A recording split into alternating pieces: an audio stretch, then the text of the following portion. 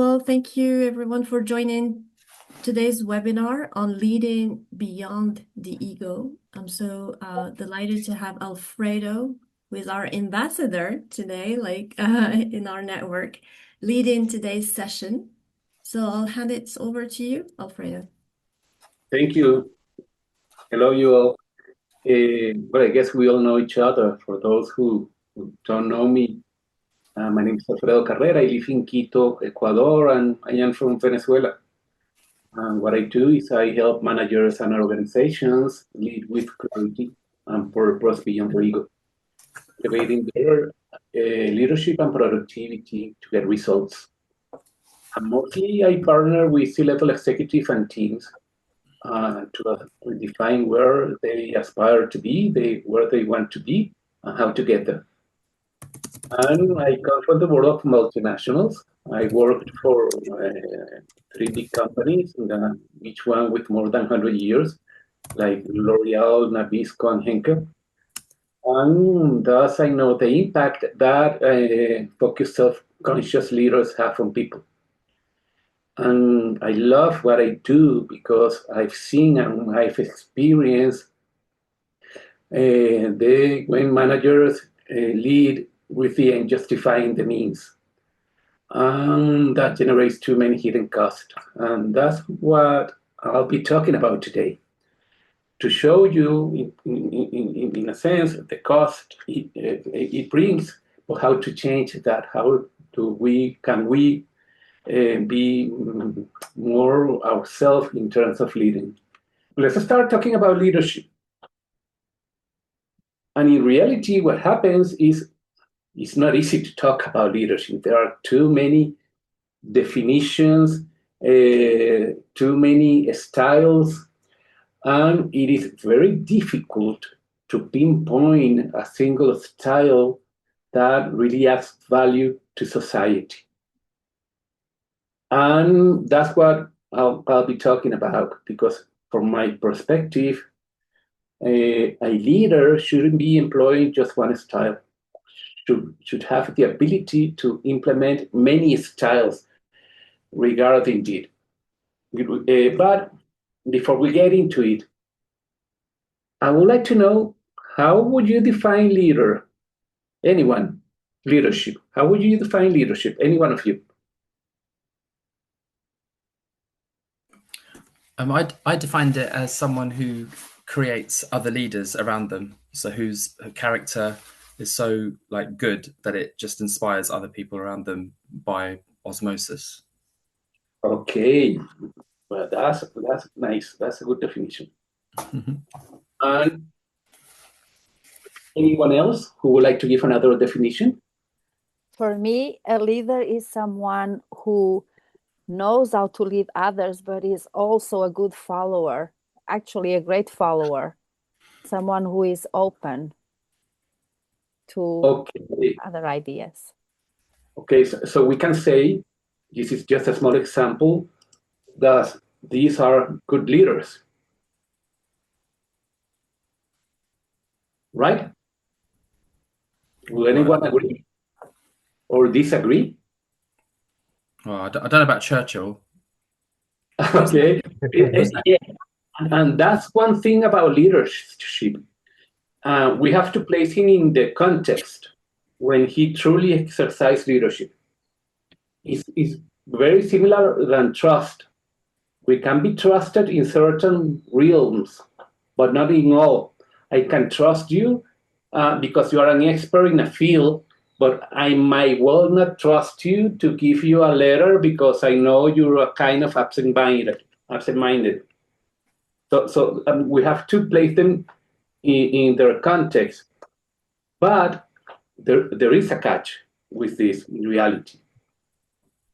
It depends what, I think it depends on what, when you go back to your definition of leadership, I think the leadership architects change. That's what I would say. Yeah. I mean, what can we say about these next people? Were they good leaders in their context? Yeah. Because And this is one of the difficulties about leadership. In reality, they certainly added value to a bunch of people. And in many cases, to a lot of people. You don't know one of them, for example, this is Salman Free. He was the founder of FTX. His company was a cryptocurrency. His company was valued at $42 billion US. He was based in the Bahamas. He has another company, an investment company, and they embezzled money. He's now in jail. There are many examples of this. So from my point of view, when we talk about leadership, we need to go beyond the stakeholders. Because in reality, they led to people who are associated by their own interest to them. But were they really adding value to society? And we kind of take for granted that when we talk about leadership, the leader is kind of behaving well. And that is not the case for society and the world. Those are the true leaders that add value. These leaders only add value to their own group of interest, to their stakeholders. So in many cases, when we talk about leadership, we're not in a zero-sum game. Would you agree? Alfredo, who's that bottom left, though, with the cigar? It looks like Father Christmas. Fidel Castro. Oh, Fidel Castro. And who's that next to him? He's he won 7 times the Tour de France, and the world knew he was doping afterwards. Lance Armstrong. Lance Armstrong, yes. And this is Bernie Sanders. He was one of the founders of NASDAQ. He worked for almost 40 years in Wall Street, and he had another company that made investments. He never changed for a client. People look after him. And he went broke in reality at the beginning of this century, and he took with him almost $55 billion US. And what he did, Sonny, you gave me your money, and I pay Annie her dividends with your money. That was called a Ponzi scheme. Mm-hmm. And the costs of this, let's just see an example, the tip of the iceberg in reality. These are just a few cases of this century, from 2001 until today. There are companies, governments, institutions, ONGs, only 71 companies. Some of them went bust, some of them were fine and still exist, has cost us $2.7 trillion US. And we are talking about 71 cases. And imagine toxic leadership is all around. So there is no way we can measure the costs that toxic leadership have on society. It's huge. It's really huge. Most companies do not realize that getting rid of toxic leadership, while will make them more profitable. But we are in a society that is so much goal-oriented that, in a sense, we are letting too many things happen in that sense. So let's start then to talk about leadership in that sense. One of the definitions I've heard about leadership, in essence, a leader is someone that I voluntarily decide to follow towards a common goal or because he or she inspires me. And in a sense, these were the definitions you gave. But in reality, there is a catch, because I may decide to follow someone for my own interests. be it a religious leader, a political leader, or my favorite football team. And thus, we cannot delegate the responsibility to the ones who are being led, because those are the masses in reality. And they may well not be at the level of consciousness to decide wisely. So we have to, in reality, add something into this, and we've talked about this here. For me, this cannot be just left out. You have to be on the table. Leaders must behave according to principles. And we take it for granted too many times. In reality, that's what happens. And I'm going to be talking from the business point of view. Most companies have got their mission, their vision, and their set of values. But that, in many of them, do not go beyond than being a poster on the wall. Most companies don't live by their principles because the end justifies the means. So in that sense,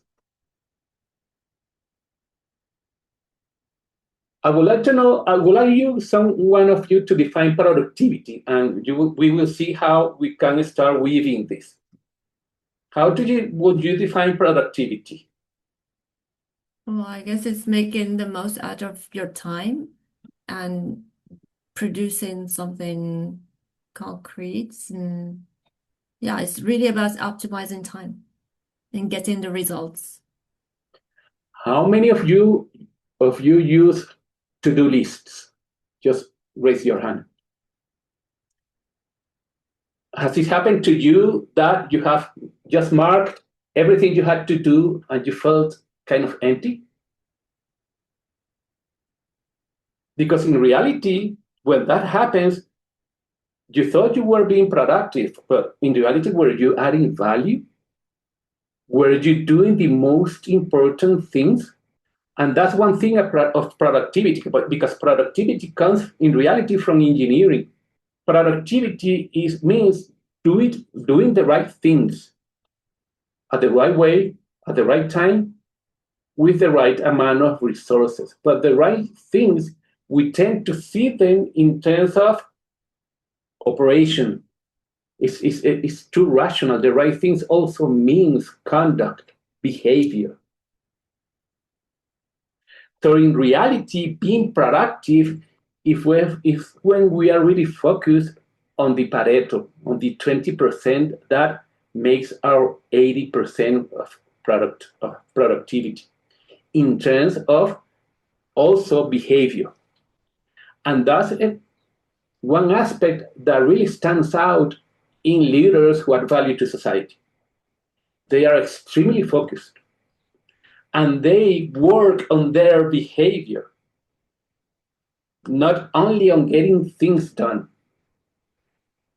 Because many times, we can be busy and we can be doing things like ants, just for the sake of doing things.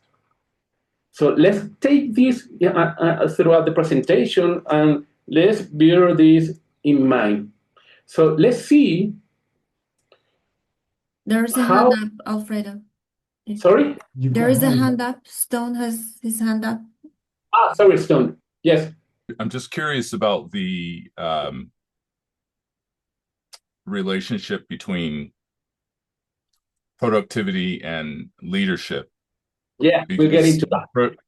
Because productivity is not an end goal. It's a resultant of alignment and coherence that a group might have with a particular goal. So that's what's coming up for me is why are we discussing productivity as a metric? Okay.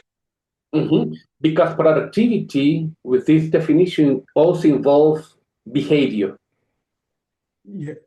have to be aware of your behavior to be productive and to be on the Pareto, on that 20% that really adds value, not only to yourself, but to your society. So we'll see this in.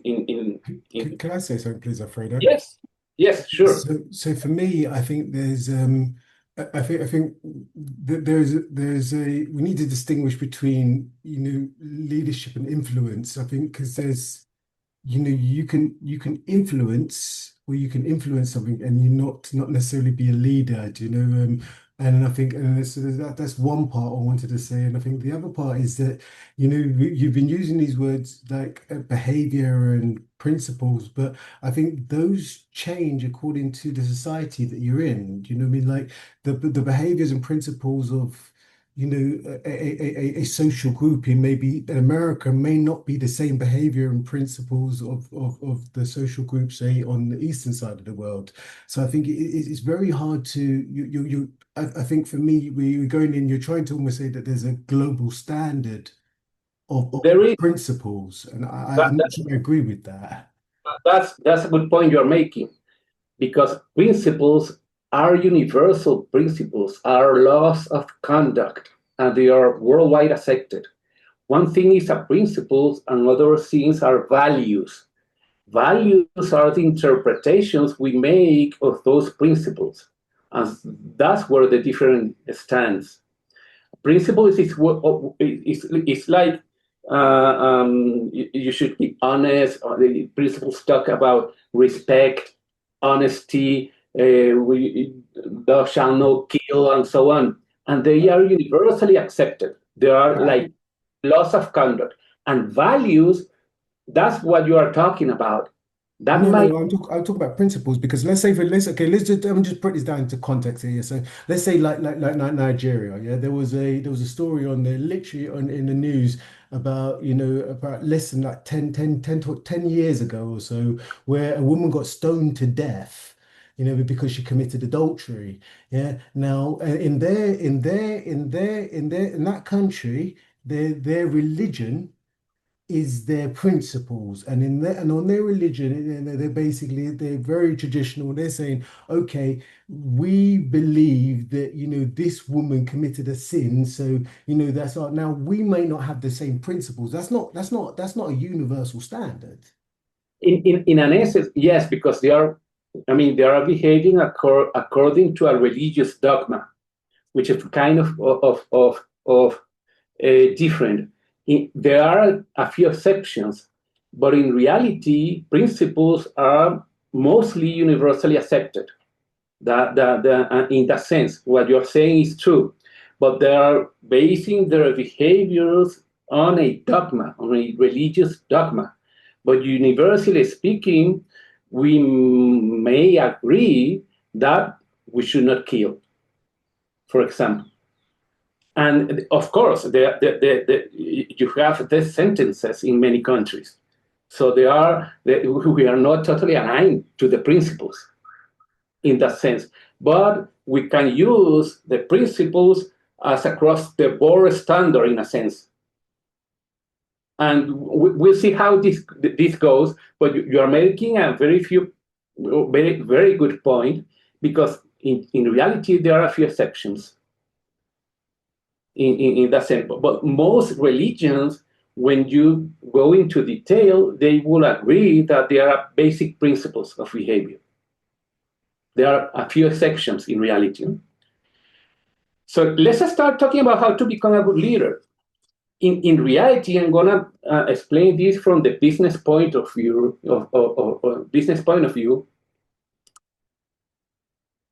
Let's talk about trust. Throughout history, companies have evaluated people by their capacity to deliver. And that's the main thing.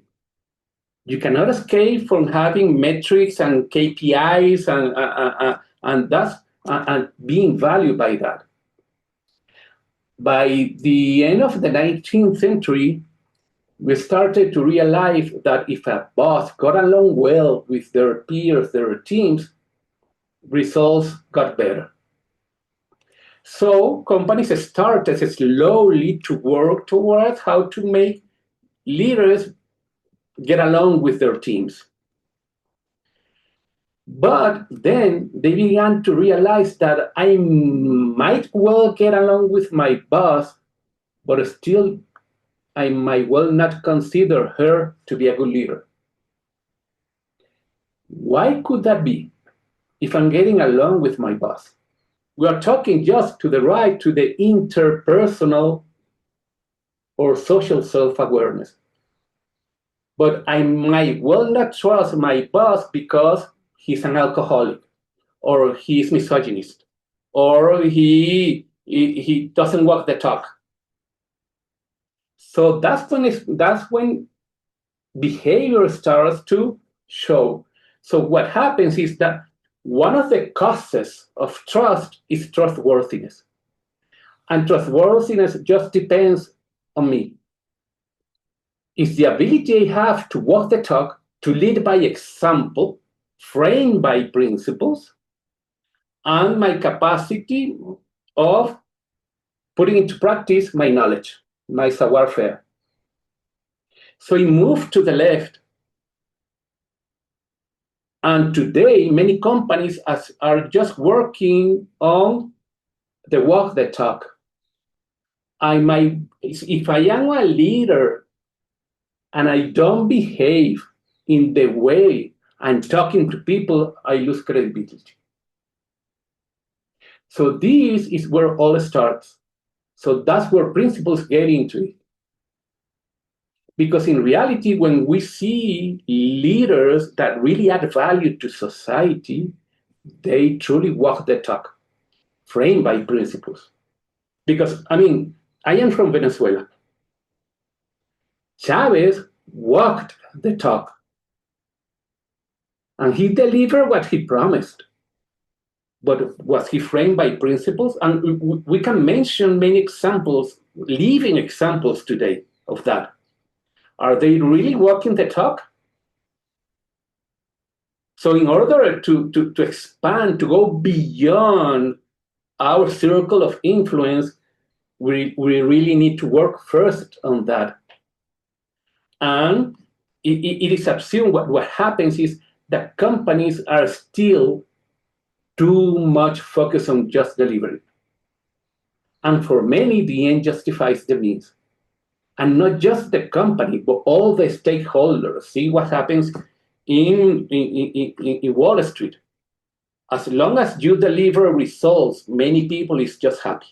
As a stakeholder, or as a stockholder. Sunny. I just wanted to hear. I thought I heard Leon say that. I just want to hear what Leon wanted to say, because I think he said that he didn't see a link between trust and leadership. I'd be really interested to hear. Yeah, no, okay, I don't see that there's again, I understand where Alfredo's going with this, but I've been studying leadership for 25 years. This is something of, and for me, again, when we went to the beginning of the definition, so let's put it this way. Okay, Machiavelli. Yeah, Machiavelli, the great Italian general, one of the greatest generals without a doubt still they write books about him, yeah. But when he wrote his book, The Prince, and he said there's only two ways to lead an army, either through trust or through fear. And he said, but if you have to choose as a leader, which one you lead through fear. Yeah, he said because because when you do lead through fear, you'll get 80%. Your workers will deliver 80% and stay up there. If you do through trust, yeah, they will do up to 100%. But if you lose that trust, then they're going to dissipate. If you think about McDonald's, do you think the workers there, they trust the boss there? There's nothing about trust. It's fear. They go there because if they don't go there, they don't deliver their results, they will get fired. It is so. But that is a different type of leadership. That's hierarchical leadership. That's not, I think if you're talking about the clan type of leadership and the small business type of leadership, yes, you do need that kind of trust. But when there is different types of leadership, and there's Yes, different but types of again, leadership. So for me to go back to the definition, what is leadership? And I said leadership is the ability to architect change. yes, but remember, we're talking about leading that add values to society. Okay, but they add McDonald's add value.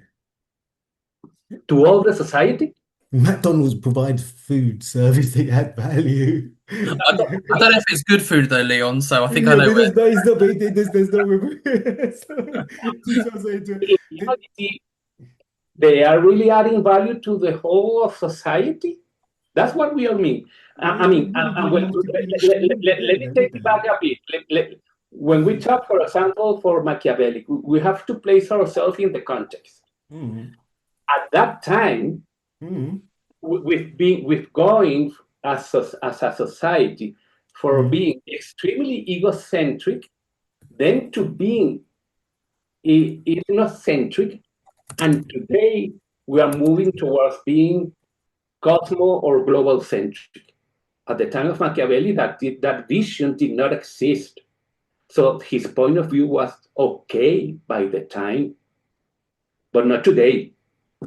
And we were seeing if we are living with a society that is demanding to be more world-centric or cosmos-centric, to really add value to society. McDonald's is adding value mostly to their shareholders.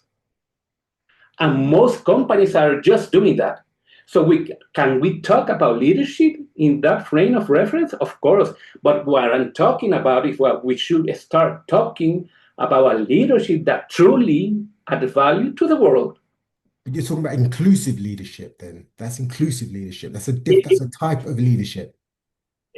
Inclusive leadership. That's what you're talking about. What I'm trying to say is that in that sense, there are many definitions, and there are not that many that are truly talking about adding value to society. Because what is going on and let's just take a bit of history. Throughout history, there are no numbers, but I will say that 80% around that of companies are just focused on delivering. And many of them, no matter what, because they are being valued by just the end result. Okay, I think we need to then define what value is, because value is relative to the user.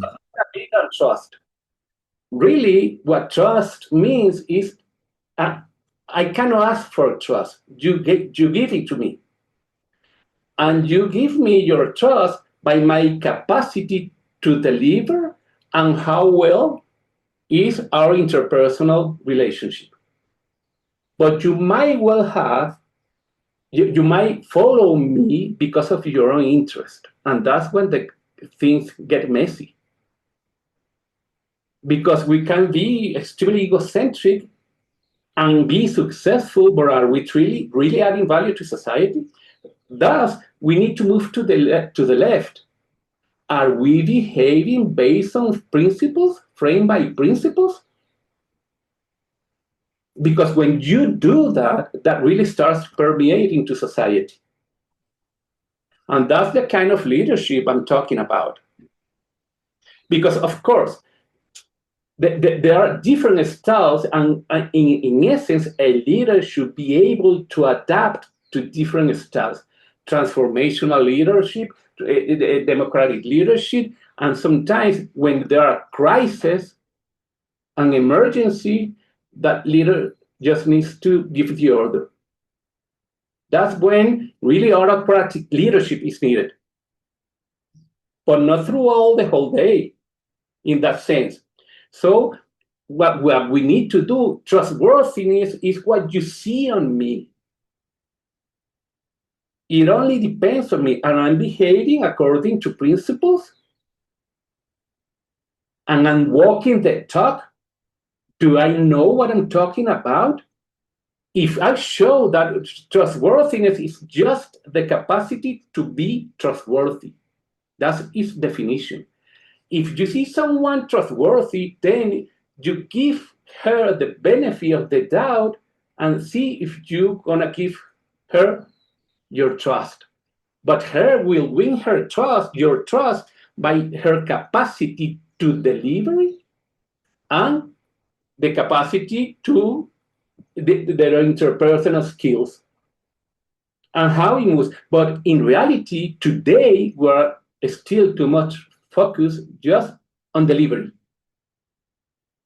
And those companies who are working on the left, in reality, in the long term, become more profitable and are gaining market share.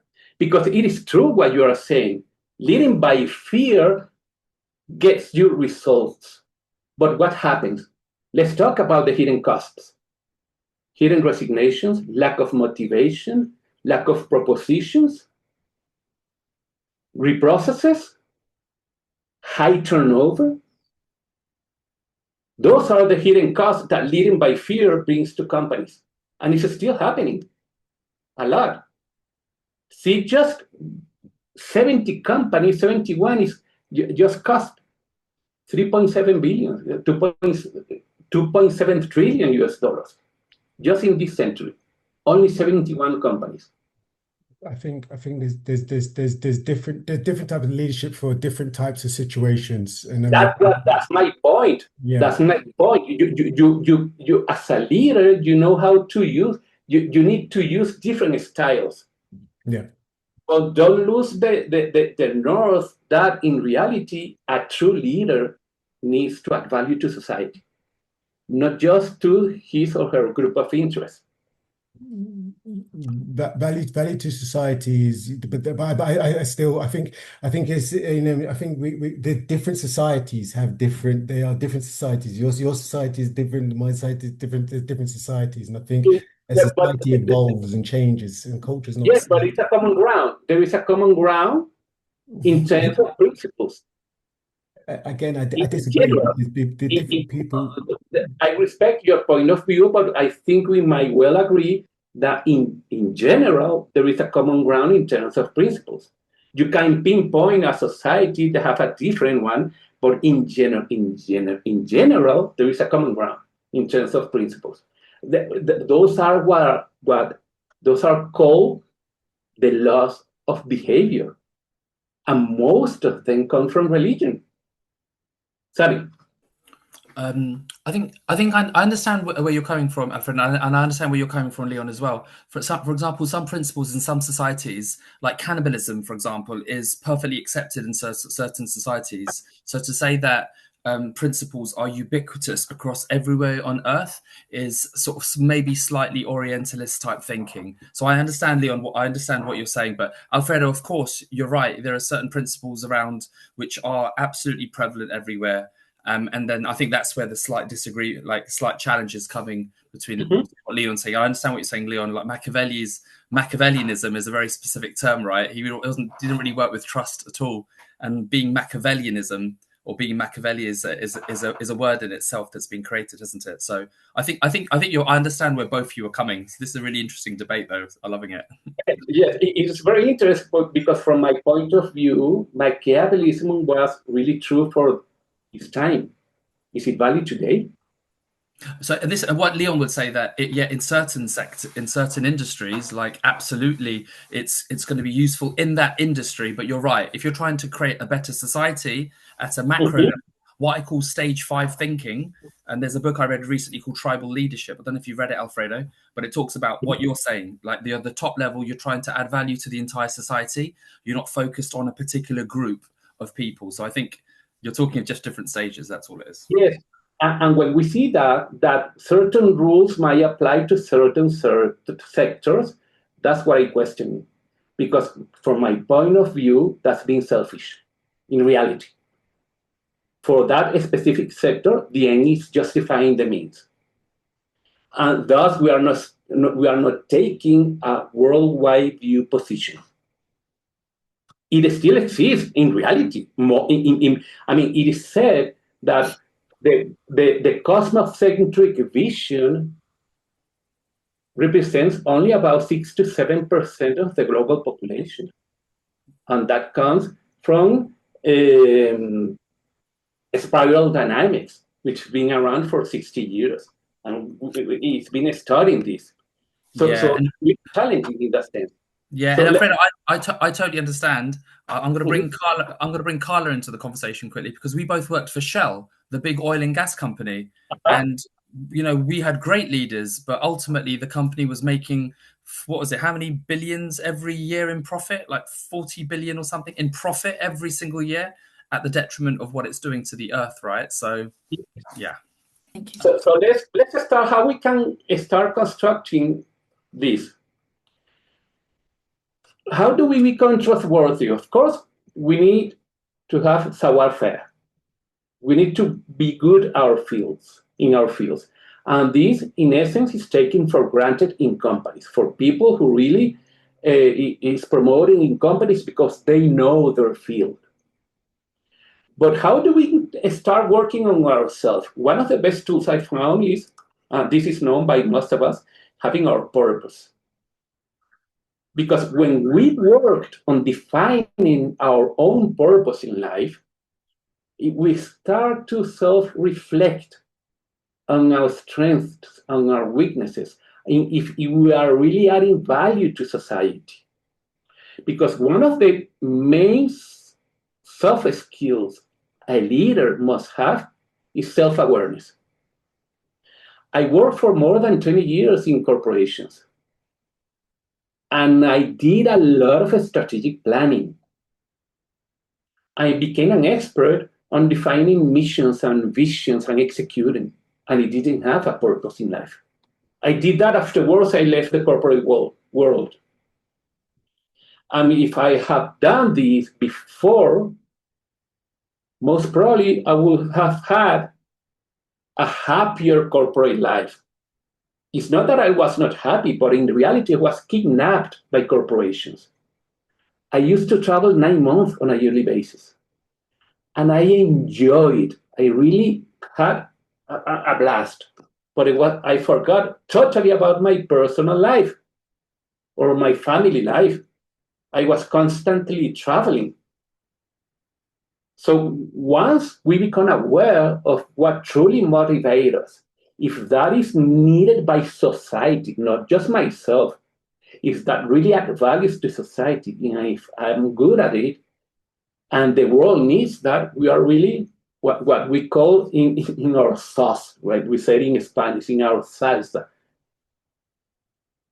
That's why, and so most leaders that truly add value to society are connected to their true purpose in life.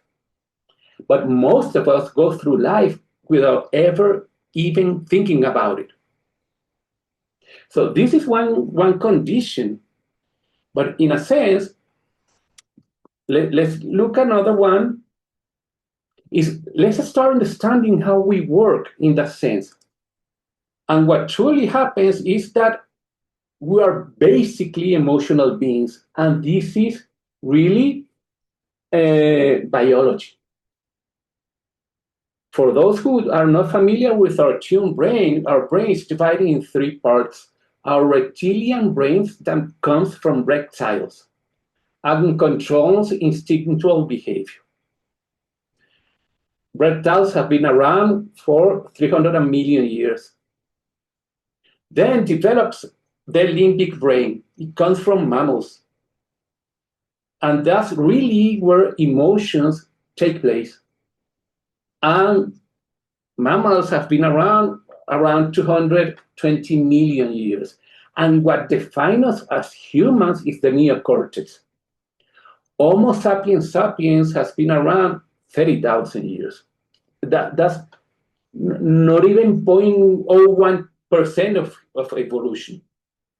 If you go way back in terms of our heritage, let's say no more than 1 million.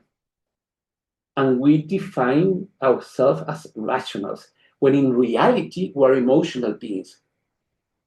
And moreover, it is said that these 2 brains, reptilian and limbic, in a sense, vibrate at 10 million beats per second, while our neocortex vibrates between 50 to 100 beats per second.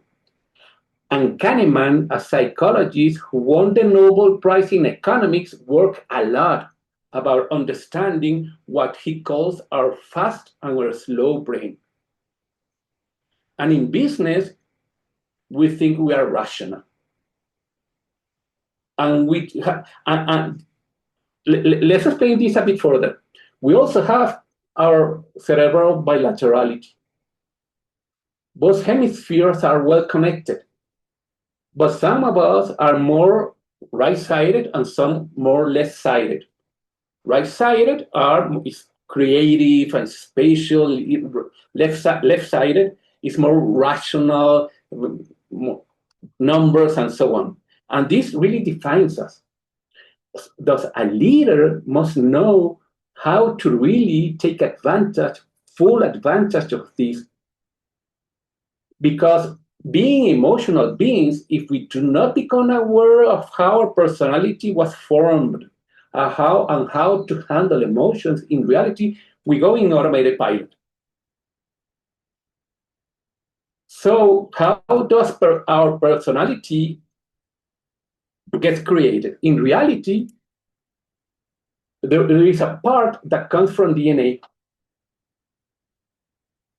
A colorblind people sees the world different in reality. And here, for example, a stone sees our world different. A tall person sees the world different than a short person. So that starts defining our points of view. Then what happens is that when we are born without notion. A baby less than 4 months old hasn't got a personality, hasn't got an identity. When the baby is 4 months old and bites her finger, it hurts. And she starts to realize that when her bite the blanket, it doesn't.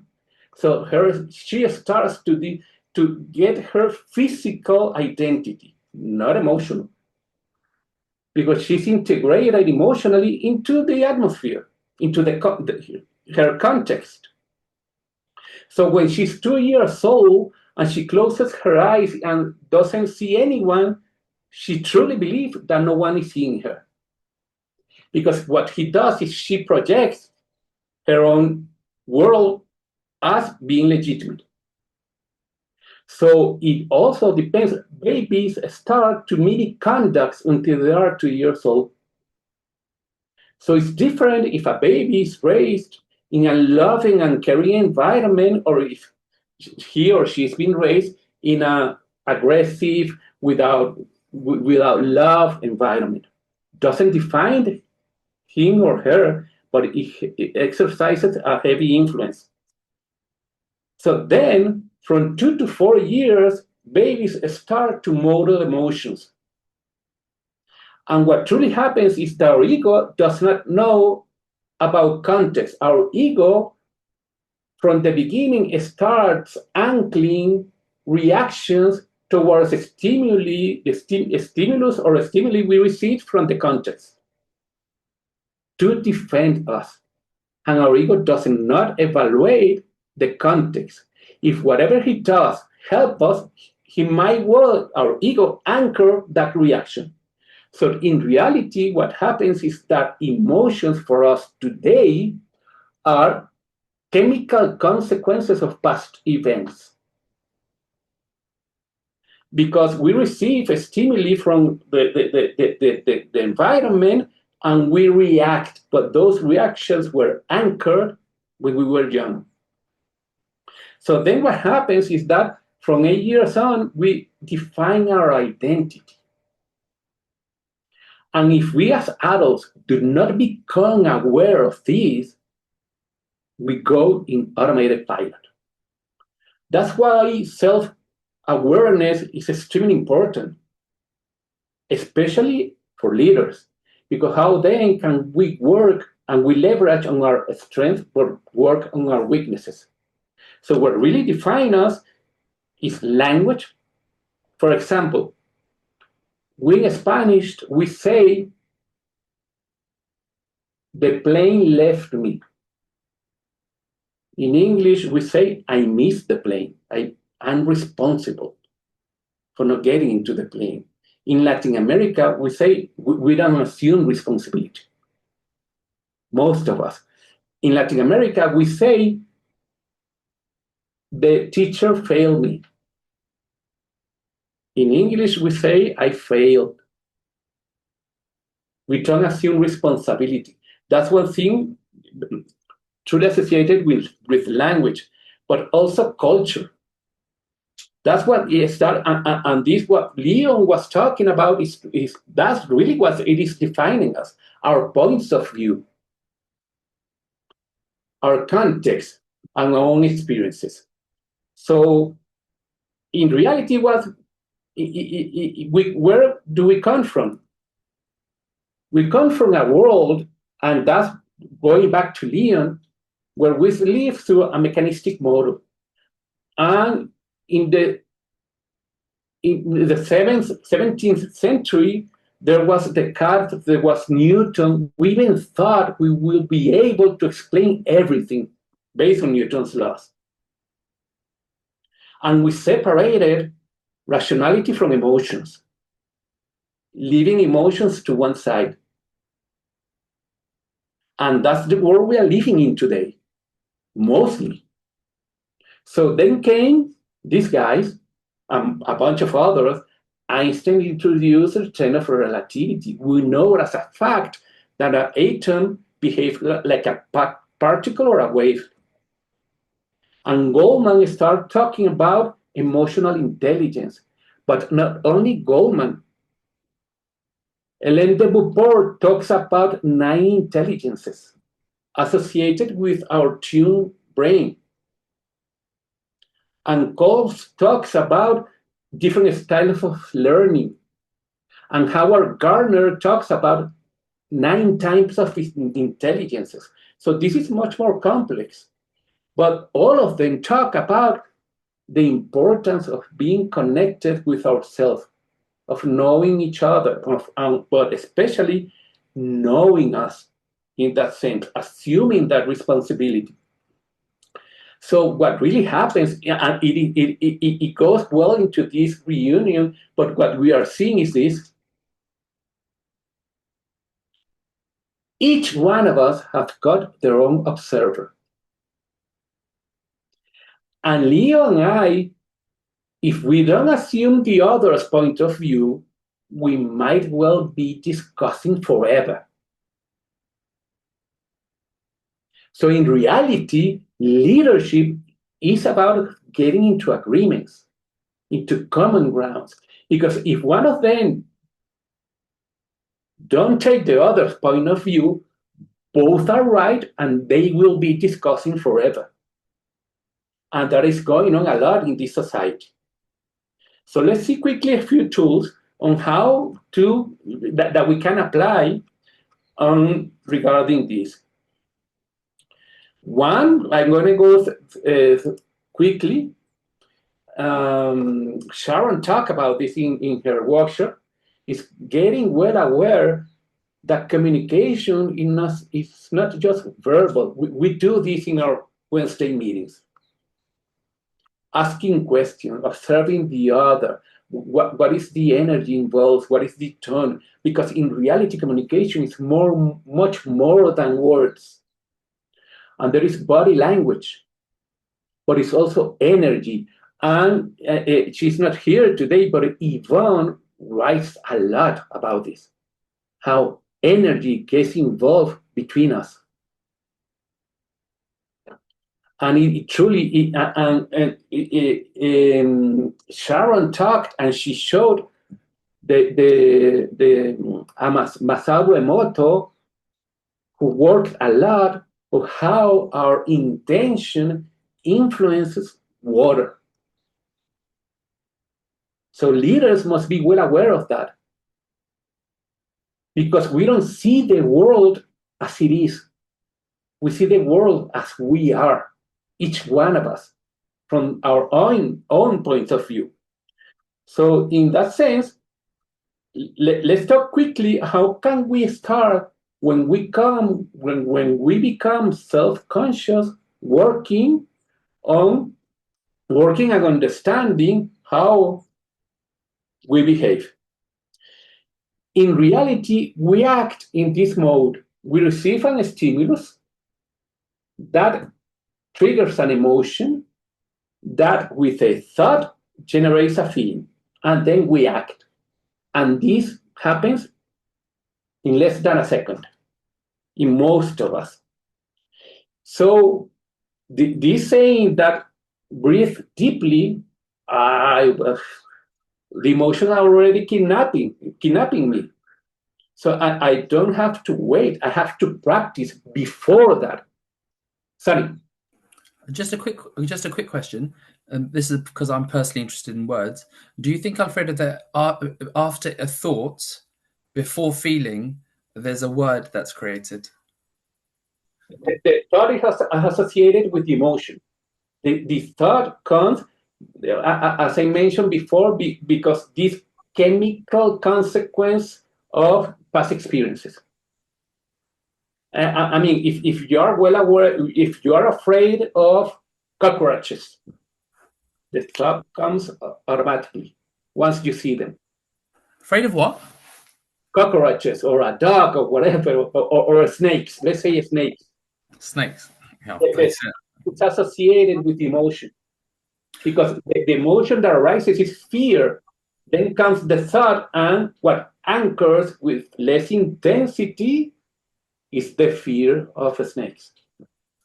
Yeah, I think what happens is that if I see a snake, I have a thought, then I'll say, oh shit, then the feeling will come, and then an action. So I think that's the word I was thinking. There's always like a language that's created, but I think Jane said it in the chat. I think you're right. Words come through thought. I agree with that totally. Yes.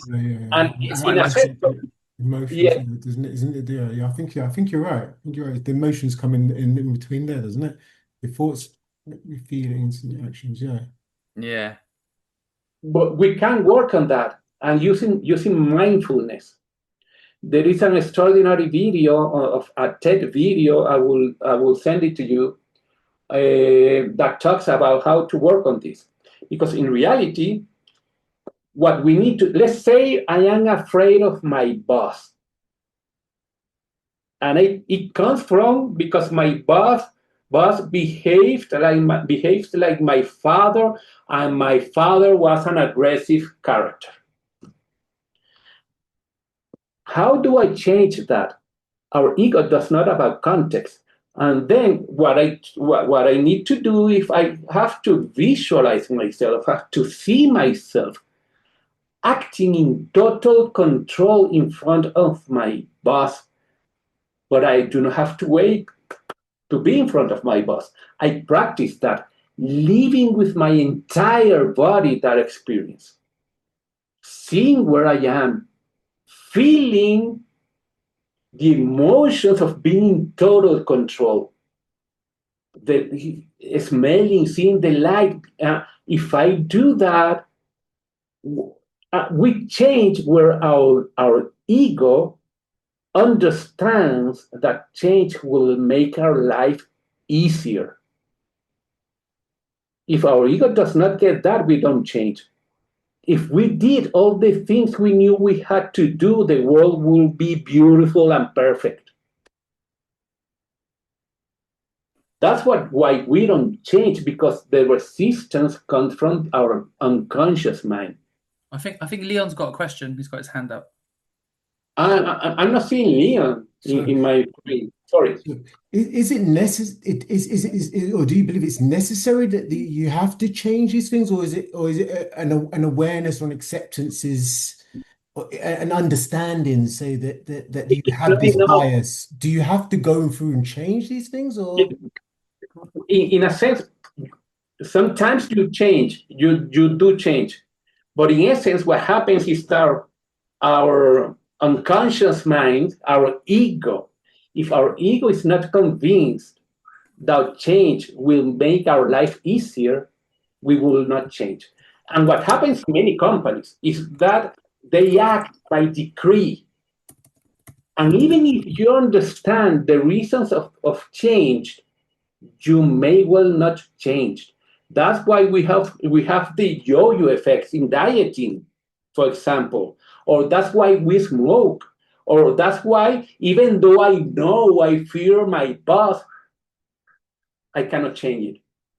So it's not just a matter of awareness, because awareness is rational, and we don't change by reason unless we are working in terms of not behavior, but rational things.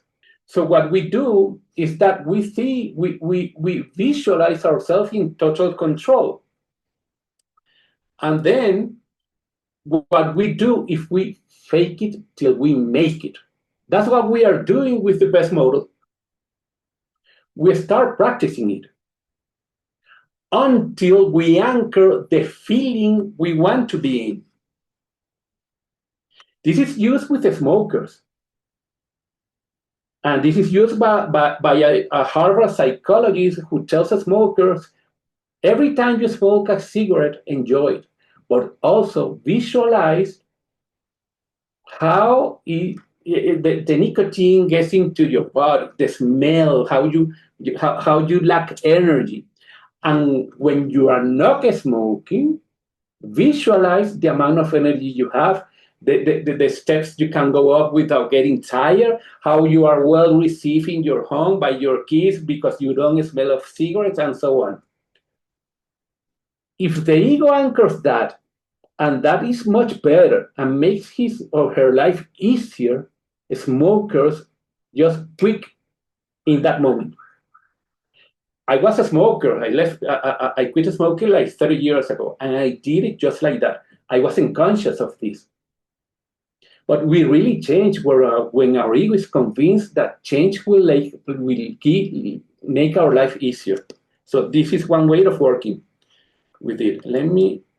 Another way is how we negotiate and how we ask.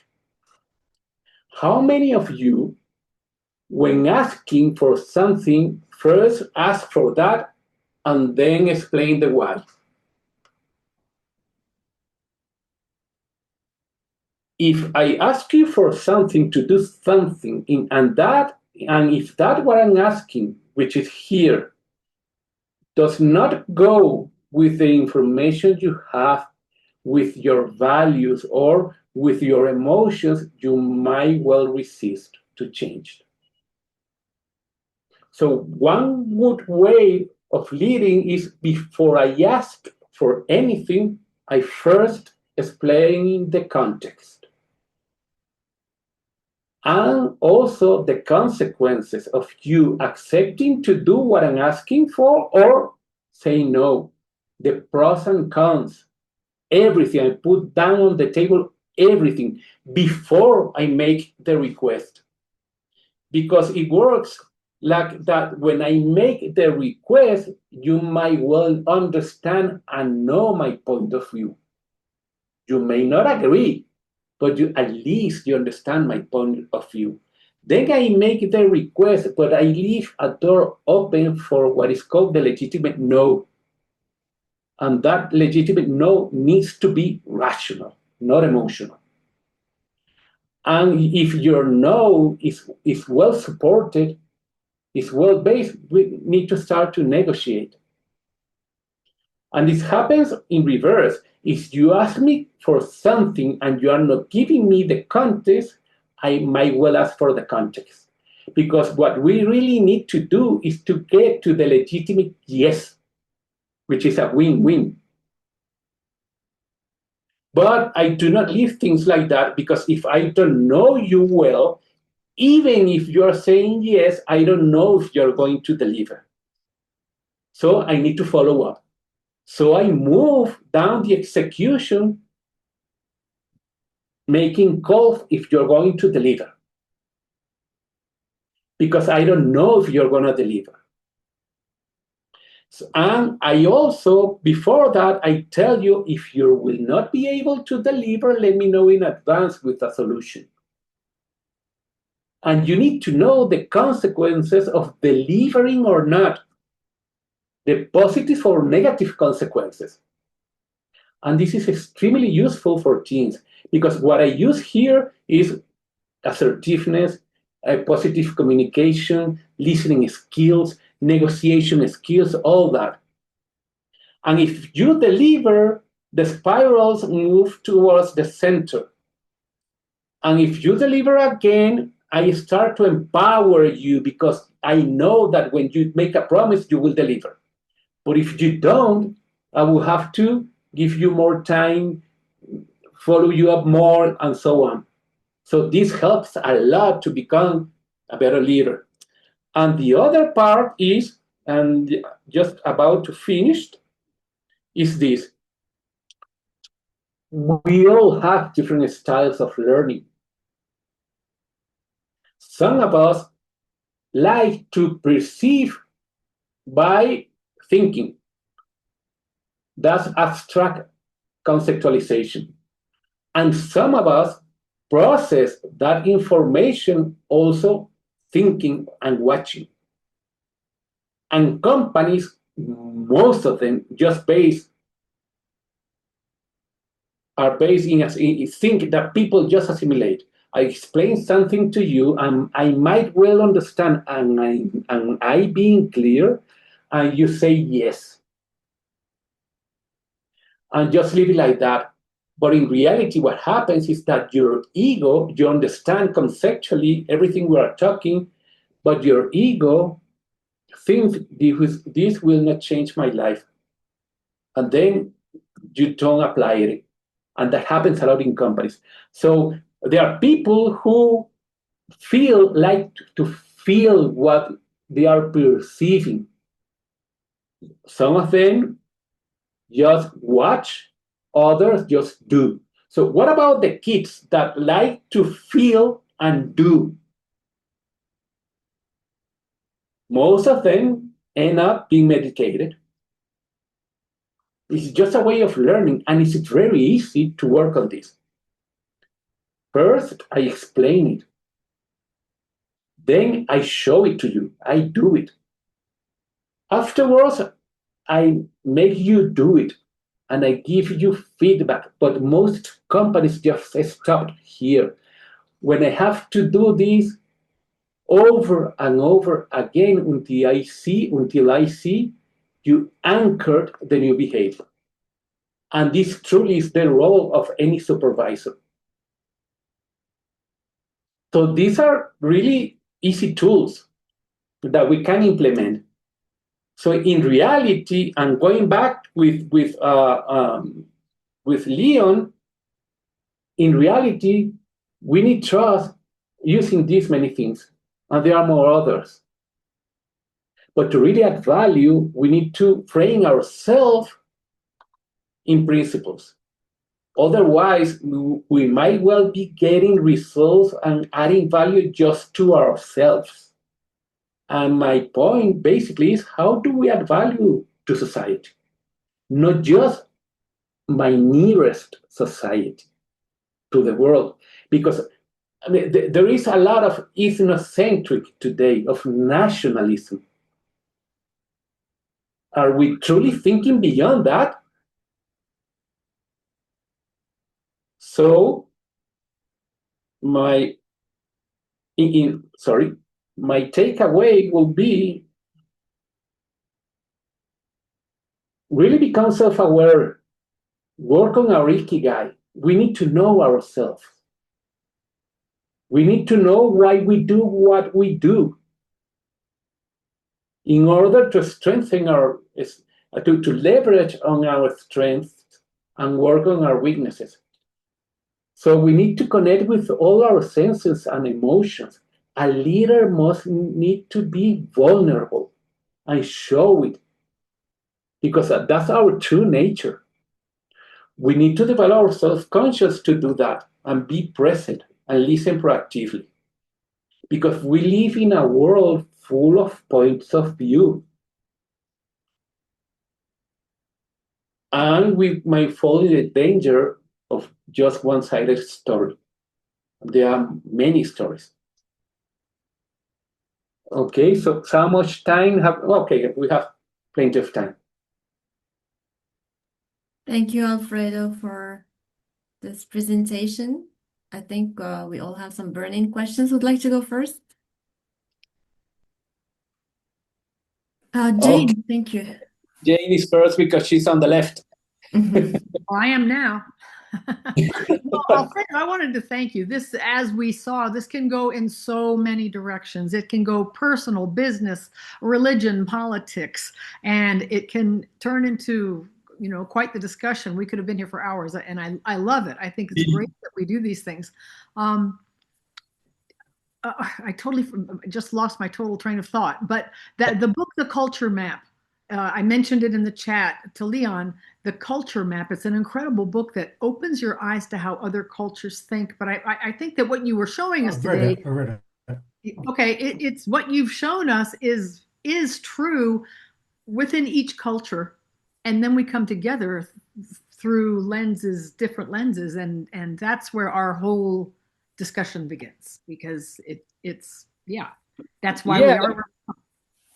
With respect to each culture, I guess the tipping point will be to understand that we are more than that. We are truly just one race. So how do we start building on that? Helen. Alfredo, thank you very much for your presentation. You touched upon a lot of different topics and aspects, even quantum physics. So it was interesting. My question is maybe more personal. You mentioned that you had a very active corporate career and that you felt happy. But what would you do differently if you had all this knowledge at that time? How would you change your career or anything in your life at that time?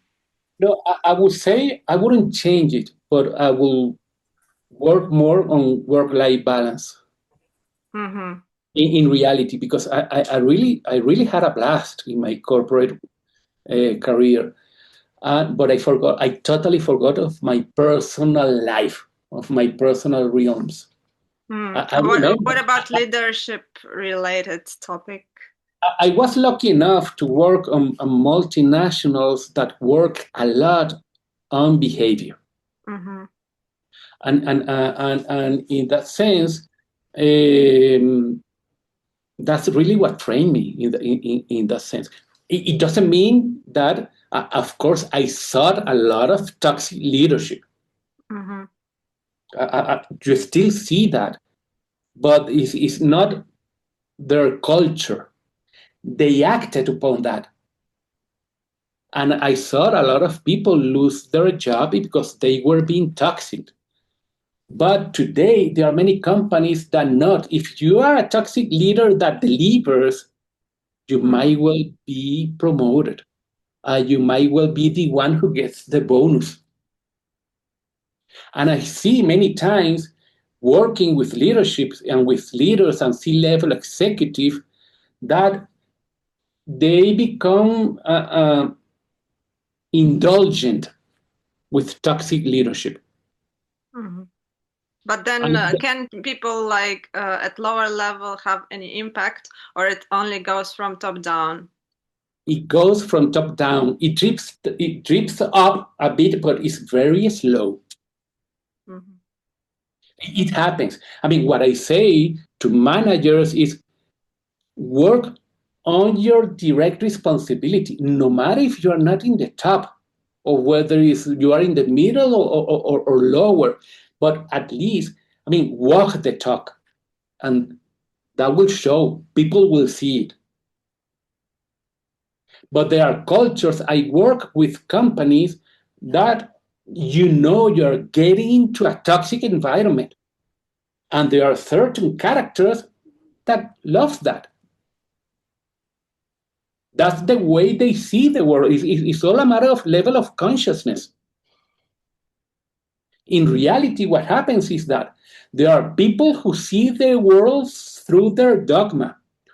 Others see the world, around 10% of global population see the world where the end justifies the means. Those are the mafia, the dictators. Those are the Central American groups.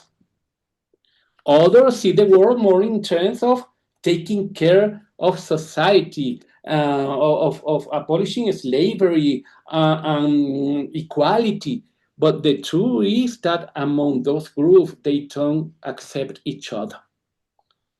Only around 7% of global population truly see the world and understand them and makes no judgment.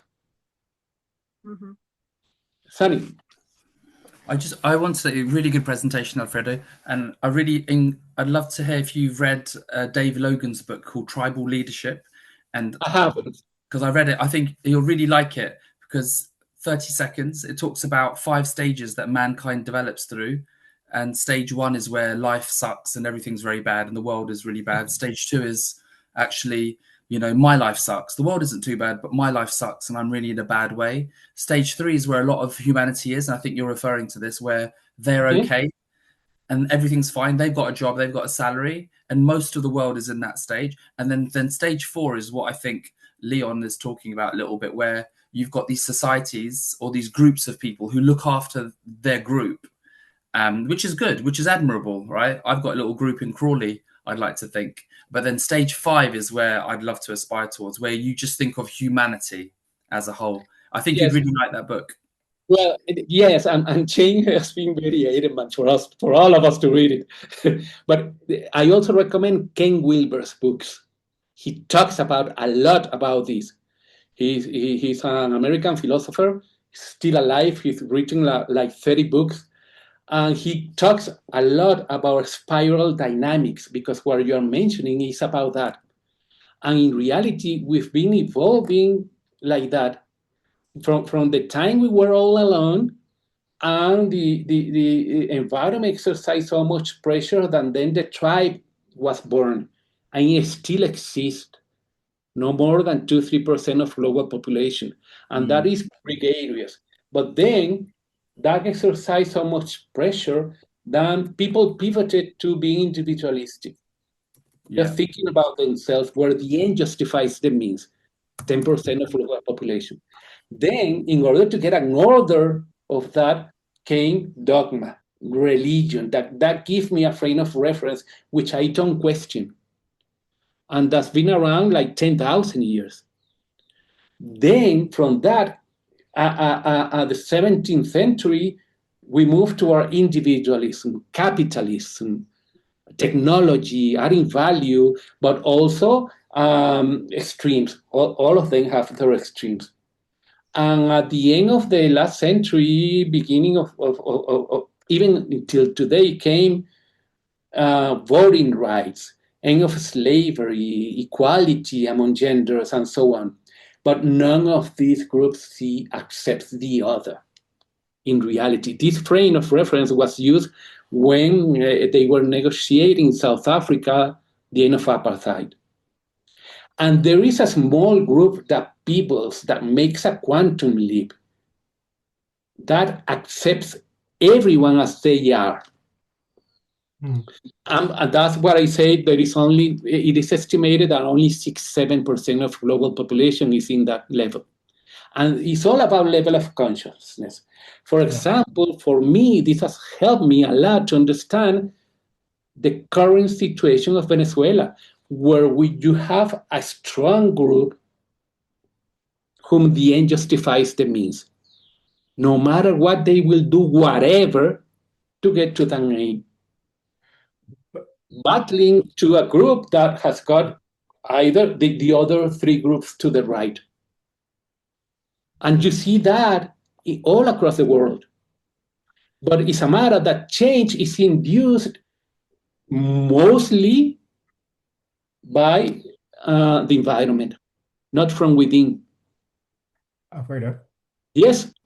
So I totally agree with what you're saying, and what you and Sunny are saying. And I think there's yes, it's right. As you go through life, and I mean, I think you touched on it with your own life. You said that, and even in your diagrams, you said, as your kid, who's grown up, and you've gone through these experiences, and you've obviously reached this stage of enlightenment, and you've got to this point of where you kind of want to, you want to you see the world as, okay, yeah, we are one culture, we're one race, we are one unit, and we need to kind of work together and aspire together to achieve a better something better that's bigger than all of us. And I totally agree with that. But I think when we're just going back to obviously the topic that we were talking about here is in terms of leadership, I mean, do you think that my question was that knowing that only there's maybe a top 20% of the world at the top that are actually at that level, do you think it's then right to maybe to try and to or kind of or push them to say, okay, well, this is the right way to do it, and we need to push them that way? Or would you not say, take it on an acceptance level and say, okay, I understand that we're living in a kind of a spectrum on a range, and I accept where you are, and I'm happy to come and lead you in a way that you need to be led to achieve whatever the goal is, or the vision, or whatever we're trying to achieve as a social group, as the unit. Because I think that's where we're the slight disagree. And I don't take me wrong. I No, completely I agree with totally what agree. you're saying, everything you're saying. I just think I, there's, I think I'm more a case of understand where they are, and yeah, I understand what you are saying, and from my point of view, we won't see that change because we cannot impose it. In reality, what I can do is I can act from my own circle of influence. It can be very wide, or it can be small, but I cannot decree to you that you need to change, because you won't, until your unconscious mind convinces that will make your life easier. So in reality, this is a flow. It cannot be imposed. And is it wishful thinking? No, because I can live it from in my own life. I can live by walking the talk, but I cannot impose that walk the talk. okay, then my challenge to you then is that is your topic, should it not be about, should the title of your topic not be change management as opposed to leadership? No, because you cannot force that change. You cannot you cannot do it by decree. And in reality, this drips down from top leaders in terms of business. Because what we do, and most companies do, is that people mimic the behavior of their leaders. Talking about businesses. And we are seeing that currently around the world, not only in businesses, in politics, in countries. We are still too selfish. We are still acting on our own interests. So you cannot decree that change. So it's a matter of the level. There is not a better level of consciousness. They just are. When we start accepting that, we go through life much easier. Because we stop judging people. We start to understand much better their points of view, where they come from.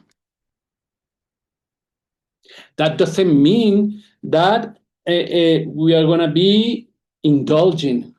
No. But we start making no judgment. And that's when you go through life understanding that sometimes things will take time. So I wish we could decree that change. But unfortunately, we change our level of consciousness not because someone tells us to do it, to do that, but because we convince ourselves that we need to move towards that. And that's one of the challenges we are living in. So some people believe we are reaching, in reality, what they say, like Ken Wilber, the tipping point will happen when around 17% of global population see the world without making judgment, with a cosmic view. And I don't think we'll see that. Next generations will see that. Anyone else? We are almost right in time, Safa, so I'll leave it to you. Well, thank you so much, Alfredo, for today's webinar. That was really interesting, very constructive. I think all of us were gonna go with some ideas, but also we're still debating in our mind like how to find also our leadership style, because we don't want to mimic others, right? We can have role models, but we want to find our own style and inspire others to do the same, right? So that's a lot of food for thought to all of us. Thank you again so much, Alfredo. You guys, yeah, thank you. Thank you for your participation. Thank you for your questions. Thank you also for challenging Alfredo at times. That was really interesting. Wow. But you nailed it, Alfredo. You walked the talk, actually. So it's just great.